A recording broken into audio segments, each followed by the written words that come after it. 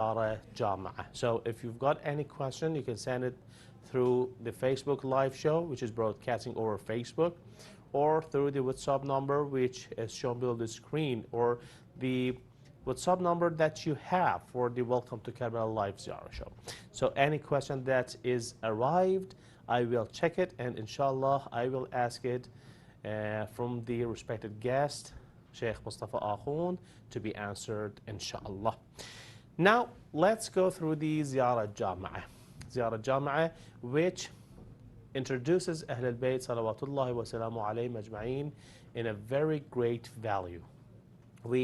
I think that we finished the first sentence or first two sentences of this Ziyarah. We talked about Assalamu alaikum ya Ahl Bayt al-Nubuwah. We went through it in depth. And then وموضع الرسالة ومحبط الوحي. We discussed it also in the previous nights. Inshallah, tonight we will talk about مختلف الملائكة. Great. So we are going to talk about these two words, مختلف الملائكة. What is the meaning of مختلف? الملائكة is the angels, but what is the meaning of مختلف? مختلف, within the Arabic language, something that we have to keep in mind. A word can have different meanings. For example, according to the grammar in the Arabic language, the word ayn, just bring an example, has more than 70 meanings. One meaning is our own eyes. One is a spy, they call him also ayn. Stream of river is called the ayn. Gold is called the ayn. So it's very important for us in the West, for those who are not aware of Arabic language and who haven't studied Arabic language and they don't know the grammar and the morphology and so on and so forth, to not come to conclusion that this is what Quran is saying or this is what the narration is saying, because it might have different meaning than our own understanding. I see, unfortunately, some people bring a verse of a Holy Quran or a narration from Rasulullah sallallahu alaihi wasallam or Ahl al-Bayt alayhim wassalam, and they say, well, see, this is what Quran is saying, or see, this is what the narration is saying. So an action plan will be a very, very important action plan. As soon as we reach to a verse or to a narration from Ahl al-Bayt alayhim wassalam, we cannot definitely say this is what it means.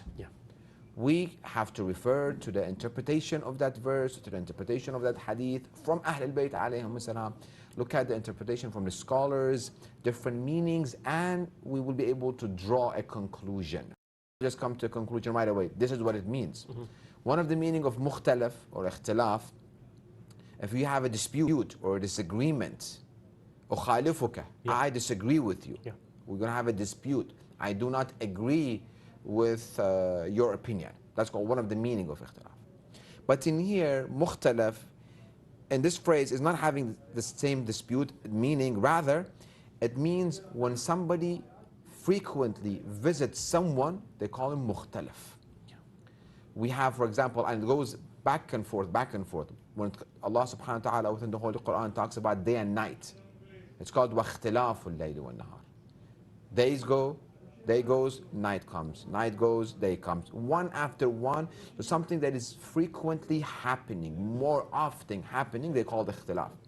For example, you and I, mostly you, I come here once a night, but you come more often throughout the year, probably you're here every day.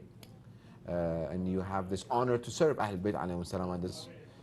Today I was envying you that you can host a Farsi show, you can host an Arabic show, and you can host an English show. That's an honor that Allah subhanahu wa ta'ala has blessed you with.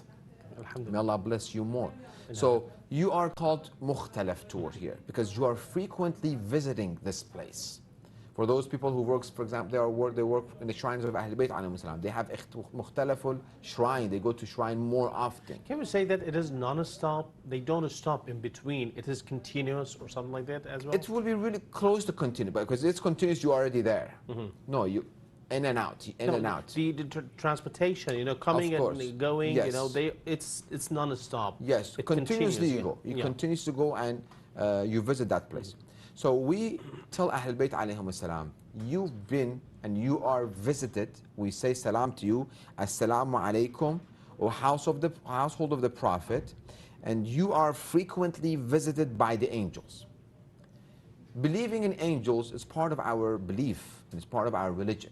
We see in chapter 2, Surah Al-Baqarah, verse 285, آمن الرسول بما أنزل إليه من ربه والمؤمنون كل آمن بالله وملائكته وكتبه ورسله. The apostle believes in what has been revealed to him from his Lord, and so do the believers. So we believe in revelation and wahi, and we believe in Allah and his angels and his books and his apostles. So we believe in angels. So the belief in angels are there. What do these angels do? Are there creation of Allah subhanahu wa ta'ala with no reason? Na'udhu billah, Allah creates something without any reason or without any wisdom behind it. We read in chapter 79, verse 5. We see the responsibilities of the angels. فَالْمُدَبِّرَاتِ أَمْرًا, by those who direct the affairs of creatures. I hope I can put it in the right words and I can have a beautiful example for it, but for lack of examples, for the lack of terminology, they're kind of Allah's employee to do what needs to be done. For example,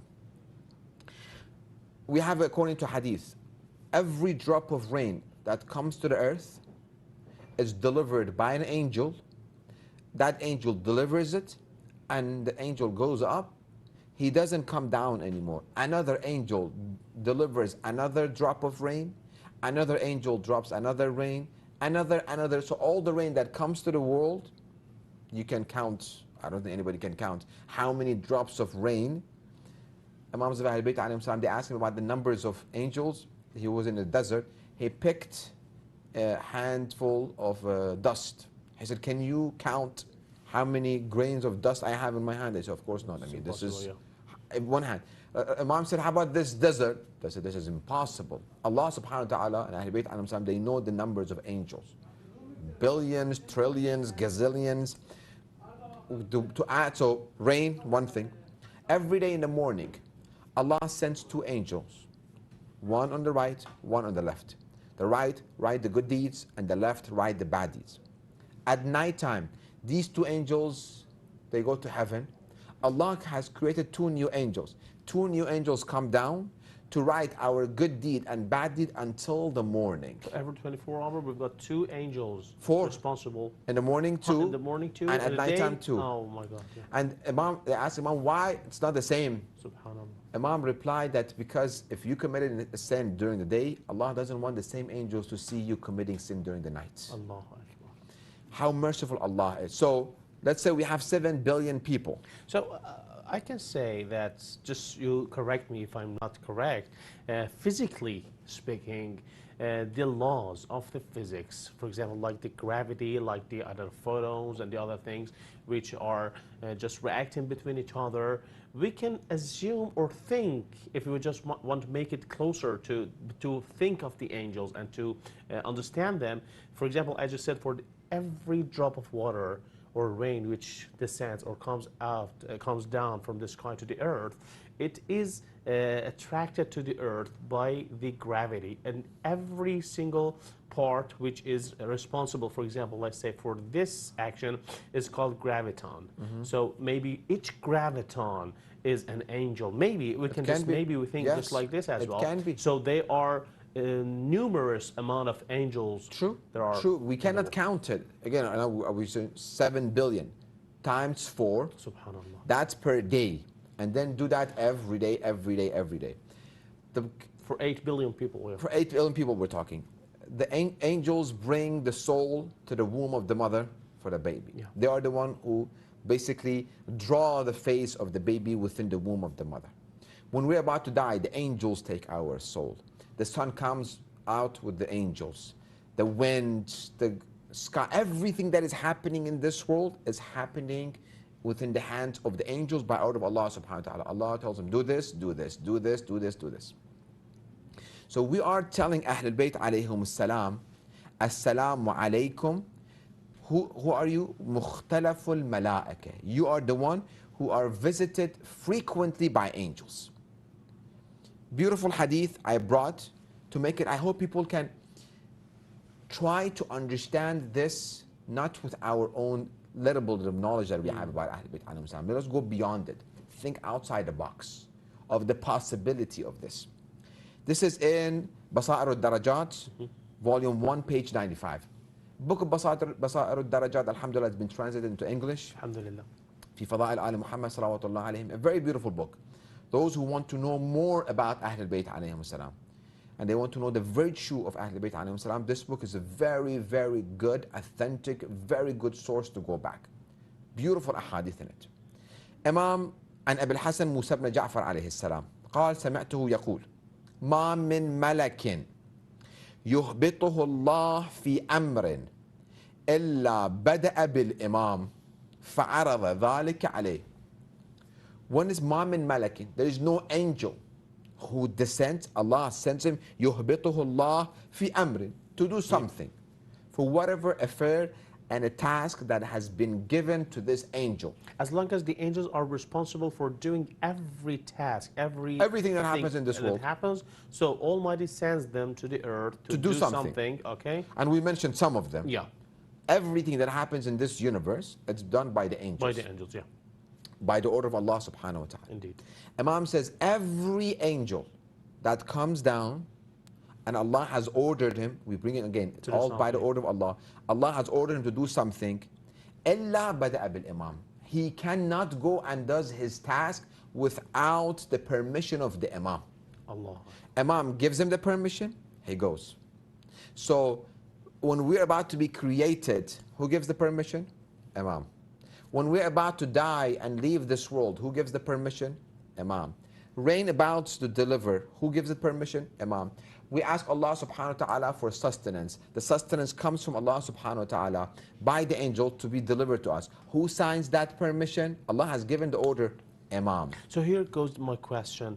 When Allah has given the permission, why the angels go to the Imam to take another permission? And I add more to your question. Since Allah has given it, what is the role of the Imam? Yeah. Imam, inshallah, we'll talk about more about it.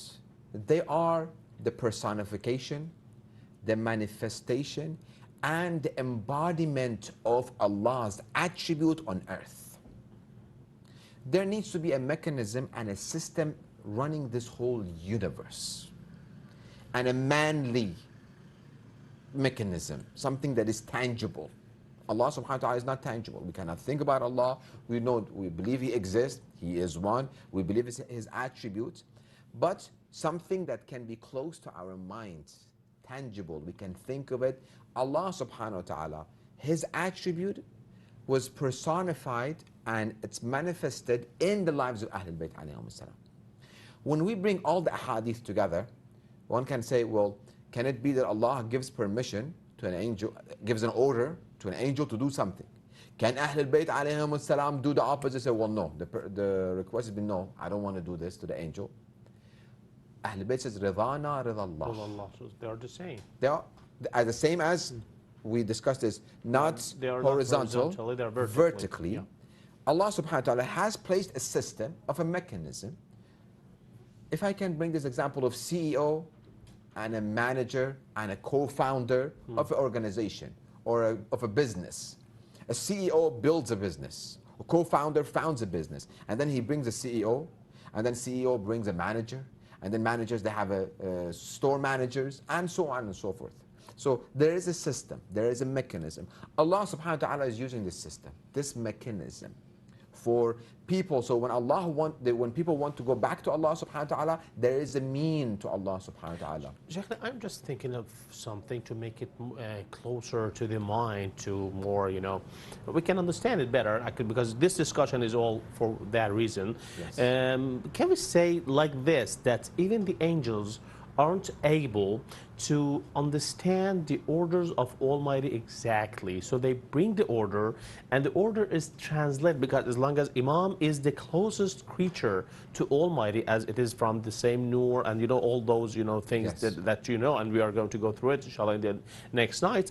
Imam is the closest one to Almighty, so he translates the order of Almighty to these angels and tells them what to do exactly. Then they understand that, oh yes, this is what I need need to do and I am ordered to do, so then they go and just do what they want to do. Yes, possibly, definitely. We can't put it again. It's just like a filter, you know. It's not filtering, adding or minusing something from the order. No, it's just making it understandable for the angels. Yeah. Yes. But this argument can be made. Couldn't Allah make that? Like, couldn't Allah make the angels to understand? And the answer to that will be like, why Allah needs? Allah doesn't have any need, but we say in Arabic, قابلية القابل وفاعلية الفاعل. For example, this cup of water. Yeah. I have an ocean of water that I have it. This cup only holds this much water. Yeah, the capacity is just limited. The capacity of it this much has nothing to do with the cup. There's no naqs or shortcoming on behalf of this. No, it has this capacity. Yeah. Angels that Allah subhanahu wa ta'ala has created, is limited, yeah. They have capacity. We have a capacity. I believe we discussed about the light that we have in here, yeah, and the generator of the electricity. Everything has a capacity. Allah subhanahu wa ta'ala, the capacity that He has given to Ahlul Bayt alayhim salam can encompass all the orders and everything that needs to be said, translated, bring it here, bring it there. The rest of the creation, they don't have that capacity. Yeah. Even within the Quran says that we try to bring the amanah to this earth, everybody denied it. For Holy Quran, I'm sorry for interrupting you, but for Holy Quran, it says, لو أنزلنا هذا القرآن على جبل لرأيته. If the Holy Quran, which Almighty descended through the wahid to the heart of the Holy Prophet Muhammad, if it was sent to a mountain, the mountain would perish, would just explode. So this Rasulullah takes this. He has the capacity. Adding to that, on the day that Rasulullah Muhammad sallallahu alaihi wa Amir al-Mu'minin Ali ibn Abi Talib, they came to Kaaba to purify the Kaaba from the idols. Yeah. There were a couple of idols on the top that they had to be taken down. Imam Ali said, "How about Rasulullah? You go on top of my shoulder, and I hold you. You break it because I don't want to go on top of your shoulder." With respect to the Prophet, Rasulullah said, "You cannot bear the weight of this wahi that is on my heart. Allah. So you go on my shoulder and you have to take down the idols." This was a physical, and we see how Amir al-Mu'minin Ali ibn Abi Talib alayhi salam, after Rasulullah's departure also, Allahumma la'an sanamay Quraysh, that he also was the one who stood in front of the sanamay Quraysh, not the physical, the wood, no, the people who were the idols, whose people start worshipping them rather than worshipping the religion of Islam and obeying Rasulullah sallallahu alayhi wa. So going back in Bahar al-Anwar, volume 27, page 36. فقال أمير المؤمنين علي عليه السلام والذي رفع السماء بغير عمد. Imam swears to Allah subhanahu wa ta'ala that has raised the sky without any pillars. لو أن أحدهم, if any of them, the angels is discussing, رام أن يزول من مكانه بقدر نفس, how much time, how much space a person can take and distance he can travel, amount of one breath. It's nothing. Sure, yeah. لما زال حتى آذن له. The angels can't move this much without the permission of me, Amir al-Mu'minin Ali ibn Abi Talib alayhi salam. وكذلك, it's not only him. وكذلك يصير حال ولدي الحسن. The same thing happens for Imam Hussein alayhi salam after my departure, after my shahad and martyrdom. The same responsibility is on the shoulder of the Imam al-Hassan alayhi salam to give permission to the angels to do what they need to do. وبعده الحسين وتسعة من ولد الحسين تاسعهم قائمهم. اللهم صل على. All the way until Imam al-Mahdi عجل الله تعالى فرجه الشريف. So anything happens now.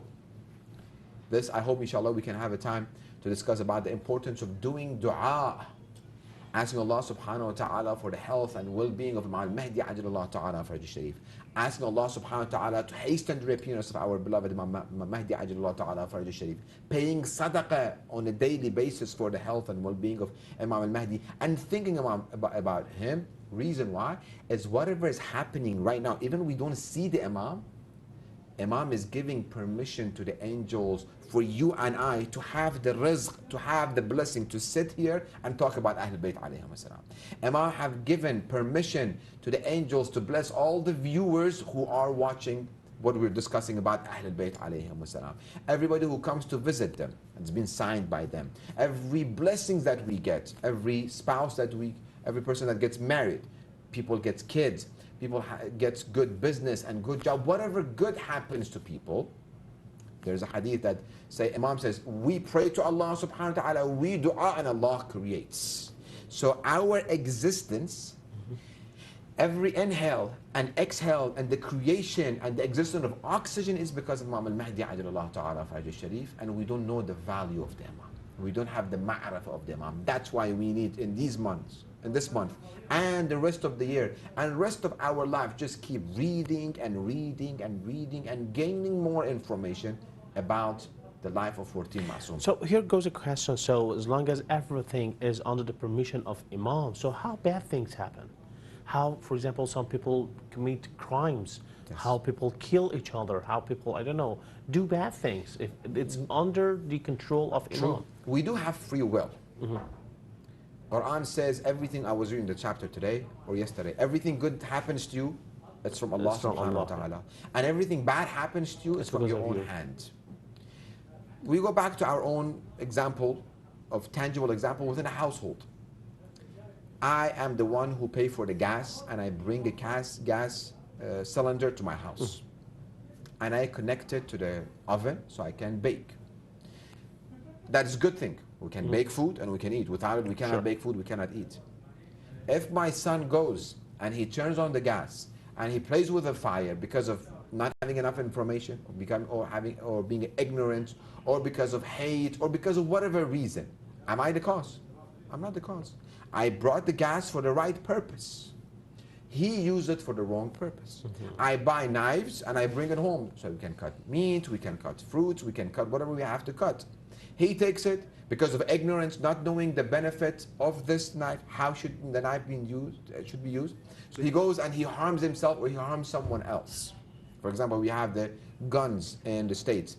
How many stories we hear? Parents had a gun within their house for their own protection, for whatever reason, or for hunting. A son goes by accident, he takes, and then he's trying to use it, he kills his brother. We've heard these stories many times. He killed friends, relatives, or he becomes angry. I'm going to kill you. He goes down. He doesn't know the meaning of killing. He takes the gun and he comes and he shoots. So Imam have given us free, Allah has given us free will, and some things are predestined. As we know, it's something an amru bayn al-amrayn. We're not completely have free will, and it's not completely predestined.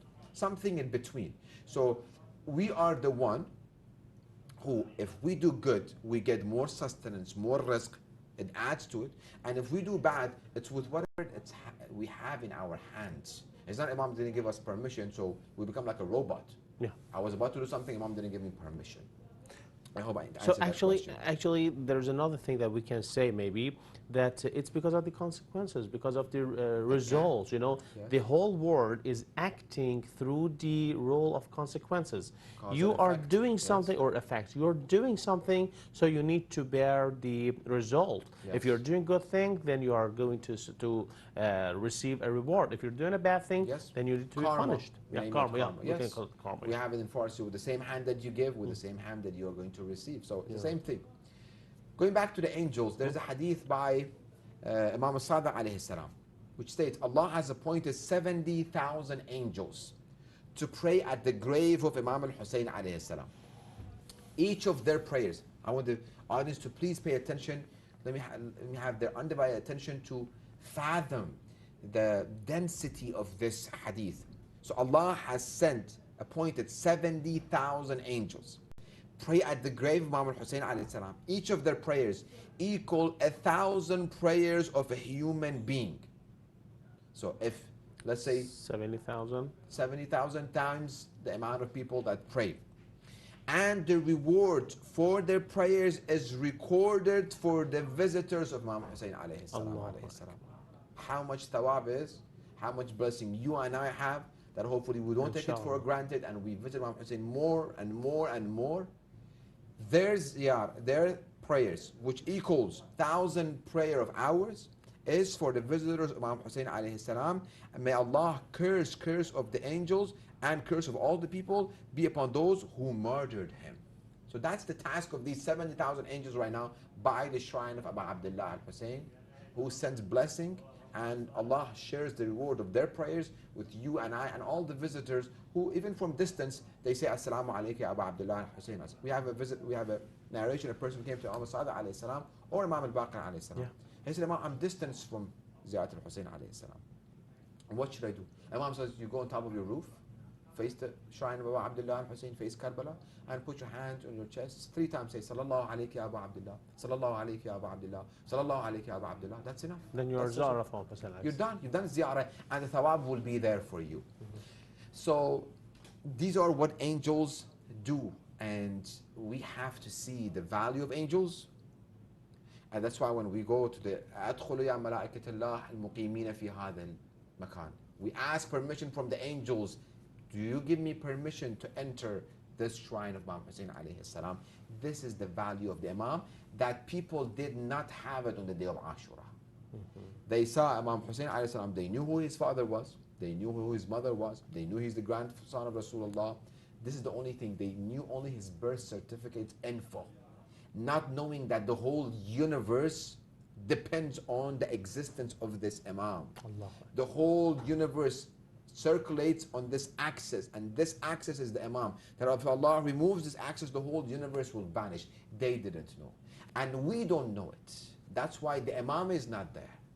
If we knew the value of the Imam, and if we knew the value of Imam al-Mahdi ajallahu ta'ala fajr, and his importance in our life, we would have appreciated more, we would have done more dua, and we would have dedicated our life, our thinking, our goal, our mindset, everything would have circulated around Imam al-Mahdi ajallahu ta'ala fajr sharif, and nothing else. One last question. Sure. For the you said that any single task, any single thing that has been done or is doing in this world or is going to be done in this world is by Almighty's order to one of the angels. And all these angels don't do that task, don't complete that task before getting permission from Imam. So how many angels there are? And how are they all coming to Imam, and Imam is giving them the permission in the same time? How is it possible physically, or I don't know, logically? See, that's the problem. The question that you asked is a good question, yeah, but we cannot say physically. I mean, we try, unfortunately, we try to understand things with our own perspective, with what we see, what we can feel, and we can touch and hear. This is how our imagination is shaped. It's working, yeah. It's working. It's okay, and within our lectures, we bring a lot of these tangible examples to bring it closer to the mind. Allah subhanahu wa ta'ala also within the Holy Quran says, look at the camel, see how I have created it. Yeah. Look at the sun, look at the moon, look at the signs that is around you. Siru fil ard, travel and see what I have done. And he brings stories and tangible to make it closer to our mind. So it's okay. But we have to also believe that beyond this physical realm that we know of, there are metaphysics, there are quantum physics, there are things that we cannot observe with the naked eye. Or even imagine. Or manage it. Or so, Imams of Ahlul Bayt alayhim salam, they're not doing things. I remember the movie, sometimes I watch movie, Bruce Almighty, Jim Carrey. He was about that I want to be God. And then in the morning he wakes up and he's the God, and through a long story, and he starts hearing all the prayers. He's like, how I can answer all those prayers? He brings a laptop and he receives the laptop. First, okay, let me do sticky notes. The whole room is filled with sticky notes. He said, no, let me get the laptop. And then he goes, yes. And he grants all the prayers of everybody. He comes out, he sees the chaos.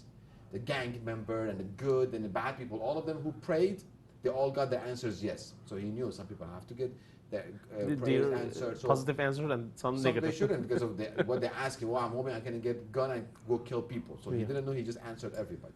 So we cannot, we cannot imagine with our own little mind. Or for example, a kid, a 5-year-old, how can he, right now, for example, if we want to get more tangible, Amazon, and how it operates, this multi-billion-dollar gigantic company and market with thousands and thousands of people working and a robot, we tell them, okay, You see this Amazon, how can we convince a 4-year-old that Amazon is operating and delivering shipment? Or Mercedes-Benz, for example, how robots build a car, no more man creating. How can robot build a car? Who built the robot? And all of these questions, he cannot imagine it. The capacity is low. The capacity of us remembering this cup example that we give. So our capacity of knowledge is to whatever we have seen. But if we go beyond that and think of it beyond that, again, quantum physics and metaphysics, we will see, okay, there are possibilities. Allah gives this energy, this motion, this notion, this ability to an individual who can manage X amount of angels, which we don't know how much they are. And for another example, we can say that, for example, we've got five senses, and at the same time we can feel things from these five senses. Yes. So Almighty, if once He can create a creature who has billion senses, and He can just answer them at the same time. So already right now, for example, dogs, animals, they hear more than us. They see more than us, like the eagle, and the vision of eagle compared to us. Cats and dogs, they hear their the frequencies, upper or lower than what we can hear. Or less, so it depends. So even right now we have, or for example, right now, there are signals in the air. You and I, we cannot receive it. But we have created a device called electromagnetic signals, We receive that. A person calls me from, right now people are seeing us all around the world with a signal that they cannot see, but they have the devices. We have a camera, they have a receiver, they have internet. We, mankind, created something. Who could have imagined this about 50 years ago, 60 years ago about internet?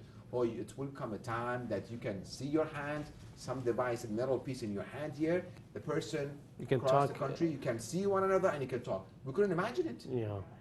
I remember when we went to America around year 2000, that was the beginning of internet, year 2099. AOL came and dial-up, and it's like, oh my God, you can go to some surface internet and there are people put something there and you can watch and you can read. How possible can that be? Slowly, where we have reached. So we started creating the devices that we can receive these signals. Allah subhanahu wa ta'ala creates everything. Allah, great, mashallah.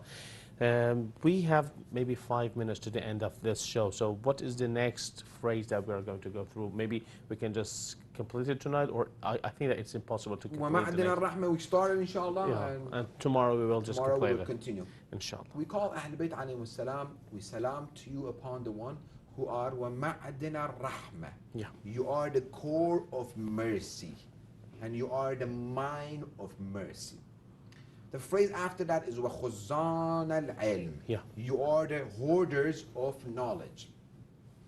Different between ma'dan and khuzan. Ma'dan, mine, is what gives whatever it gives from itself. It originates, like gold, mine gold. When we go to a mountain and we see a gold mine, nobody has brought and put gold in and stored it there, and then people just bring it up. No, its initiative comes from its own. It origins gold. It gives gold out from its own. Nobody has stored it. When it comes to mercy, Imam al-Hadi alayhi salam teaches us to call Ahlul Bayt and address them that you are the core and the mine of mercy. Mercy comes from you. But when it comes to the ilm, no, Allah subhanahu wa ta'ala has stored knowledge in you. So two different. We'll talk about khuzan inshallah tomorrow night or the night after that. So if I want to ask a question, if I do something merciful to someone else, is the origin of this kind of behavior Ahlul Bayt? Yes. They are because they taught us how to be merciful. Inshallah, we will read from verse of the Holy Quran and the lives of Ahlul Bayt alayhim salam, how merciful they are. That is where we found and we learned how to be merciful. Before Ahlul Bayt alayhim salam, before Islam, before Rasulullah Muhammad sallallahu alayhi wa alayhi, what people were doing during time of ignorance. And in Europe, everywhere, how people used to live before Islam and during the Jahiliyyah, and how Rasulullah came, وَمَا أَرْسَلْنَاكَ إِلَّا رَحْمَةً لِلْعَالَمِينَ. So let us dissect this. Let us get into the meaning of mercy so we can see how Ahl Bayt are core of mercy. Allah within the Holy Quran states, chapter 7, verse 156, وَرَحْمَتِي وَسِعَتْ كُلَّ شَيْءٍ. My mercy embraces and encompasses all things. Yeah. So that's Allah subhanahu wa ta'ala. Allah's mercy encompasses and embraces everything. He brings this mercy and He make people 14 infallible to be the source of mercy. Different than Khuzan, we'll talk about it again. When we get to Khuzan, it will be more clear why they become the source and the core of mercy, but they are the hoarders and where Allah's knowledge is stored. So, Allah rahmati wasa'at kulla shay, chapter 7, verse 156, chapter 21, verse 107, وَمَا أَرْسَلْنَاكَ إِلَّا رَحْمَةً لِلْعَالَمِينَ. And we have not sent you but as a mercy to the worlds. So if you want to see how Allah's mercy encompasses and embraces everything, we see it through the life of Rasulullah Muhammad sallallahu alaihi wasallam. As we mentioned earlier in the beginning of the lectures, they are the manifestation, the embodiment and personification of Allah's attributes. One of Allah's attributes is Rahman and Rahim. Rahim, yeah. وَمَا أَرْسَلْنَاكَ إِلَّا رَحْمَةً لِلْعَالَمِينَ. And Not this is, al-alam, yeah. alameen, to the worlds. And this is how Almighty decided things to happen. Definitely. He decided the mercy to be within the Ahlul Bayt, and they be the core and the mind of Because we have to see it. Again, we talked about it earlier. We want to see. Yeah. We want to hear. We want to be able to touch. When we see the lives of Ahlul Bayt alayhim salam, I'm not sure if we have time, maybe 2 minutes. Maybe 2 or 3 minutes, yeah. If we can go through one story, for example. Imam Hussein alayhi salam. Yeah. On the day of Ashura, after everything that has happened to Imam Hussein alayhi salam, until last minute, all of his companions have been killed, Bani Hashim have been killed, everybody's been killed. He's still hoping that he can save people to go to heaven and not because of him go to hellfire. He would tell people, if you don't want to help me, at least go somewhere that you cannot hear my calling for help. Because if you hear it and you don't aid me, you will be in hellfire. Go, don't be there. Allah. We will read. I don't think we will get to this part of Ziyarah in Ramadan, but after Ramadan, inshallah, that we say, Mubtala, Allah is testing us with Ahlul Bayt. Yeah. Imam said, go and do not so you don't be tested with me. They stayed. Everybody's killed. Imam brings a 6-month-old infant. No matter how much anger we have toward one another, yeah. No matter how much hard-hearted we are, when we see a 6-month-old infant, our heart breaks. True. No matter how hard-hearted we are. We can feel no enmity towards a 6-month-old baby. And we will show sympathy. Yeah. Imam, according to the interpreters, Imam was trying to save more people. You don't listen to my lectures. Imam gave a couple of khutbah, a couple of sermons, but at least you can see this. It's obvious. He's thirsty. Don't give water to us. Take him, water him, and give it back to him. That was then, the army of Umar ibn Sa'd was divided into two. Some said give him water, some said no. Even that people felt sympathy. So at least half of them can go and don't fight, but still they waited there and they fought. And we'll continue, inshallah. Inshallah. Thank you so much, Sheikhna. Thank you. Actually, tonight's discussion was great, just like the other nights, and I learned a lot. Thank you so much. I hope if the respected viewers also have learned a lot and just notice whatever we talked about this night. Don't forget that all these nights we're going to talk about great things about Ahlul Bayt, and on 27th of Ramadan we're going to have a test for you, so the winner is going to be rewarded by a great reward. Have a great night. Thank you for tuning in, and Ya Hussein, thank you so much.